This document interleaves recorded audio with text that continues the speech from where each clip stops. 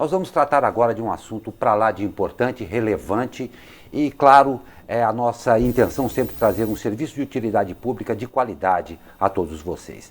Nós temos o prazer de receber hoje aqui, lembrando, respeitados todos os protocolos sanitários, a enfermeira integrativa Cauana Vicentim. E vamos falar a respeito de um assunto absolutamente pertinente: o uso da ozonioterapia no tratamento de feridas de difícil cicatrização.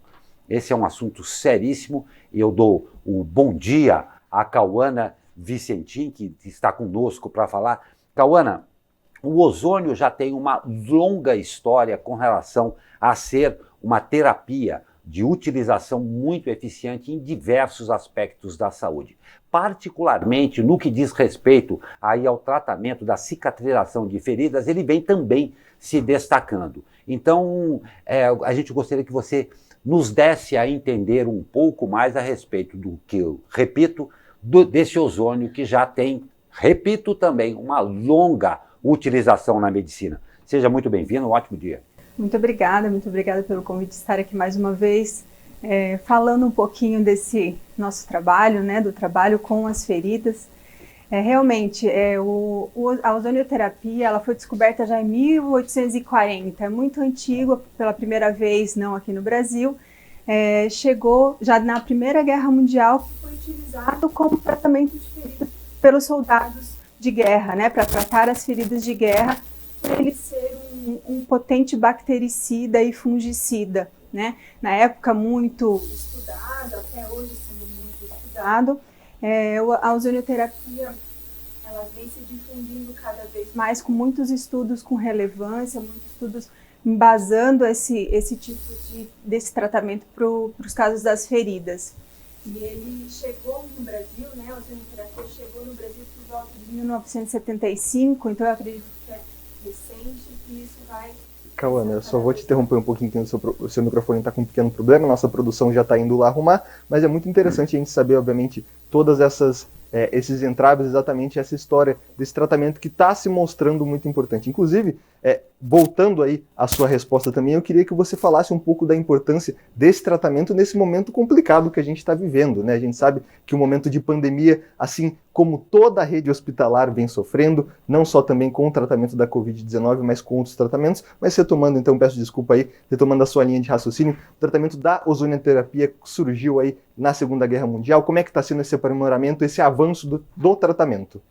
Isso, a ozonioterapia é muito difundida já em alguns países, né, já na Europa e Estados Unidos também já vem sendo um crescimento muito grande, né, e no Brasil, né, desde 1975, esse tratamento vem sendo muito estudado, né. Agora a gente, nessa pandemia, ele tem já bastante estudos comprovando a eficácia da ozonioterapia para o vírus Covid também, né, como um tratamento complementar. A ozonioterapia é sempre um tratamento complementar, nunca ela é isolada, ela sempre entra em paralelo aos tratamentos médicos, né, assim como nas feridas, a gente nunca é exclusivamente ozonioterapia, sempre um tratamento complementar. E o que isso acontece? O que ela faz? Né? Então ela faz esse combate, por ela ser um grande bactericida, ela ajuda nesses casos. Perfeito. E quando a gente fala de combates a bactericidas e também voltando aí ao assunto da pandemia, a gente sabe que muitos pacientes, inclusive alguns colocam como uma das principais causas aí deste século para o tratamento de enfermagem, para os outros tratamentos, são as feridas de difícil cicatrização. Como é que a ozonioterapia atinge esse tratamento e principalmente como é que está sendo lidar com isso em meio à pandemia? A gente sabe que todo o sistema hospitalar registrou durante uma pandemia, com exceção dos tratamentos da Covid, uma retirada da rede. Como é que você está vendo esse momento e principalmente esse tratamento para esse público? Isso, como você falou, né, as pessoas estão buscando mais tratamentos fora de hospital, né? Então, o tratamento com ozonioterapia nos casos das feridas, né, a gente tem 3 tipos de aplicação, né? A aplicação em água ozonizada, né, que a gente faz todo um preparo da água, uma água especial, não é qualquer água, não é uma água que a gente pega do filtro e a gente coloca ozônio, mas é uma água de osmose reversa, que ela é pura água, puro H2O. O óleo ozonizado também é um outro meio, né, tópico para estar aplicando na ferida. E também as bags, que nada mais é um saco plástico, falando de uma maneira mais simples, né? Um saco plástico onde a gente faz um vácuo dentro dela e coloca somente o gás ozônio. O ozônio é um gás onde ele vai fazer toda essa ação bactericida local e a ação também de revascularização local, porque ele aumenta a oxigenação. Então isso faz com que melhore toda a condição local da ferida para a gente conseguir uma cicatrização mais efetiva nessas feridas que são difíceis de cicatrização, que não é, às vezes, um pé diabético, nem um paciente que tenha, e não só o local, a gente consegue, de forma integrativa, fazer o tratamento, né, buscando as causas. Por que essa ferida não está cicatrizando? Então, a gente entende qual que é o motivo, além do local da ferida, a gente entende e trata de forma integrativa também essas feridas. Cauana, só a título de ilustração aqui, porque é claro que talvez algumas pessoas não conheçam. O ozônio é um gás, né? Isso. Não existe pílula de ozônio para o tratamento. Isso daí depende de uma série de sessões e a aplicação deste gás é sobre outros pontos, água, óleo, como você falou, porque pode incorrer na dúvida aí de que existe comprimido de ozônio. Não é assim, né? Não, não é. Realmente é uma aplicação local, né? O gás ozônio a gente conhece muito o O2, que é o que a gente respira, e o ozônio é o O3. Então, ela é uma terapia biooxidativa. Então, ela é formada de oxigênio. É uma terapia natural, porque utiliza-se 3 moléculas, né, 3 átomos de oxigênio que se ligam formando o O3.